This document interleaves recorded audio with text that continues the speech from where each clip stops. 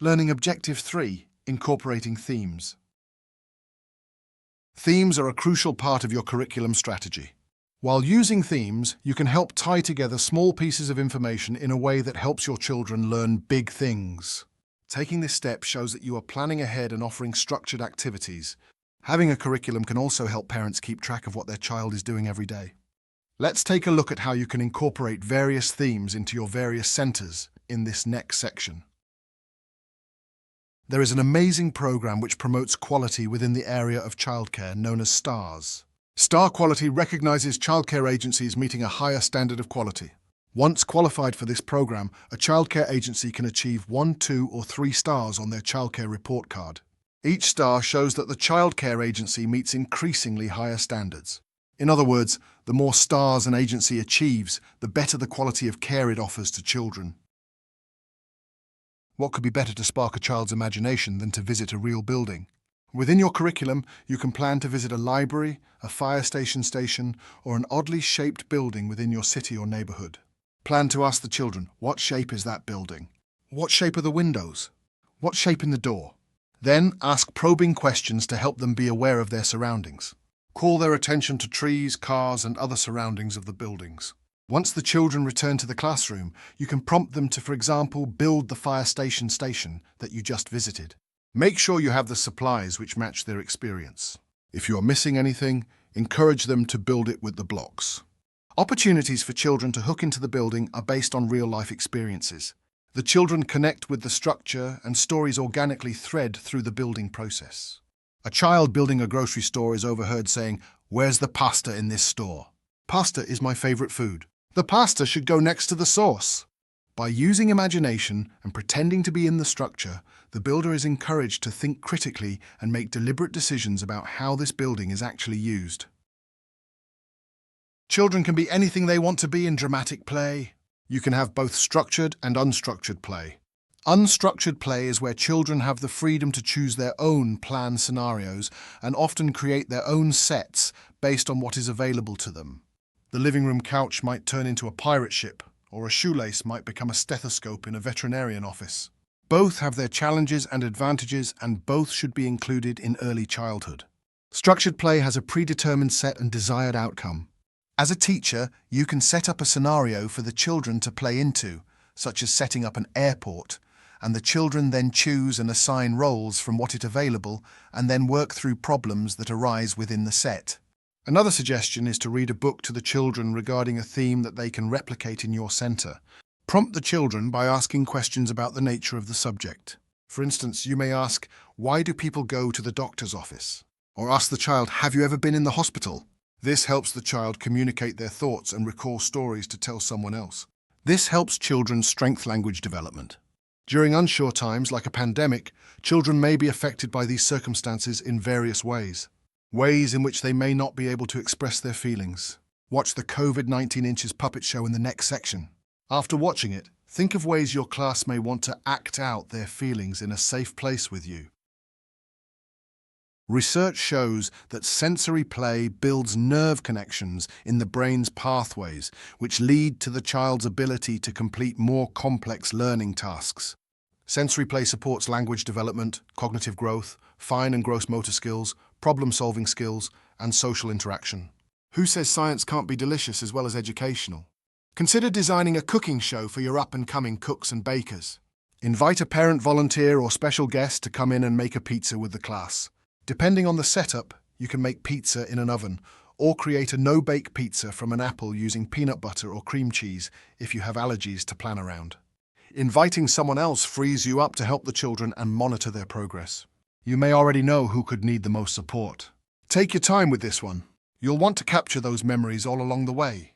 To further relate this sensory activity to your curriculum, you could add the idea of emotion into the mix.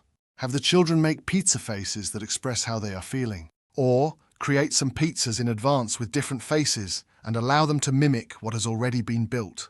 This fun activity is helping the children in some unseen ways. Take a look at the next section with 20 benefits that come with cooking with toddlers. Print them out for future reference. Math is all around children. As a teacher, you can help them strengthen and grow these valuable skills. Every preschool classroom needs to be rich with materials that encourage math exploration and learning. Young children need to see themselves as capable mathematicians. In addition to creating a rich math and manipulatives learning center, teachers can encourage children to use math tools and strategies in all areas of the classroom. Here's an activity to think about. Print out one large letter on a page. It could be the letter of the month, or it could be a part of the child's initials. Supply children with pre-cut shapes that are different colors. The activity will call for the child to arrange the shapes onto the letter in different ways to fill in the letter. This would be a great activity to support a previous lesson where you have already introduced the names of these shapes. Circles, squares, triangles, and ovals. You can probe the children to count the shape sides aloud. They can do it individually or in concert. Once the letter has been completely covered by the shapes, encourage the artist to come up and share the work of art. The child making the presentation grows in confidence, and the onlookers may want to try the experience themselves. It's also important to note that adults who comment on children's work by using sentences model good sentence structure and also the complex spatial language that is related to later spatial and mathematical abilities. Think about your first interactions with being read to or being taken to the library.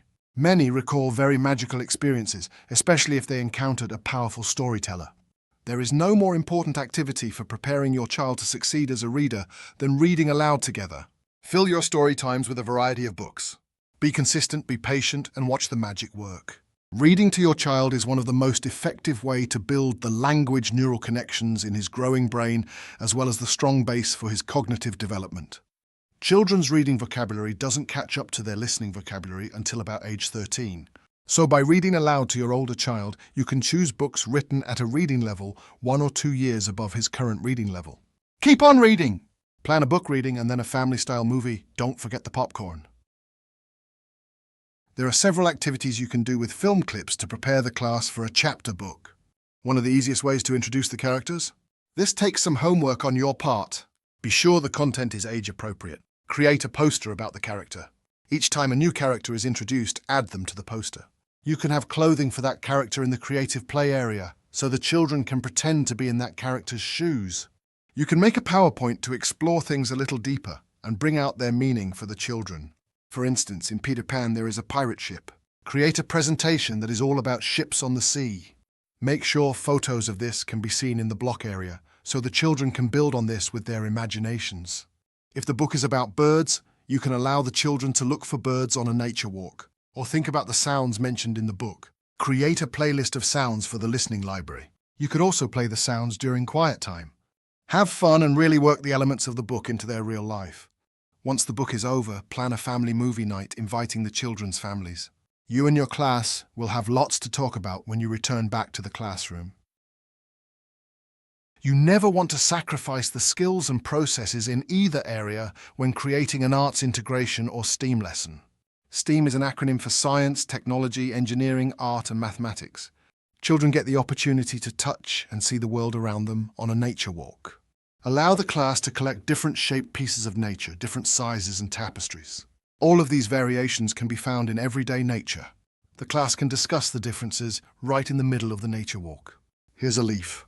Where did it come from? How tall is that tree? What animal might want to eat this acorn? All of these questions provoke children to think about many scientific aspects of the world around them. And these happen to be 3D objects that can be reused in art. Once the class collects artifacts, you can help them separate them into working piles. Maybe there was a child who did not get many pieces and another one who collected too many. You could have the class count their pieces and decide if they'd like to share.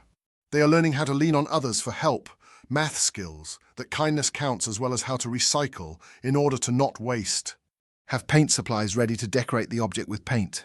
Then situate the objects on a hanger to create a hanging collage. One of the pieces of the collage could be a photo of the child to personalize it.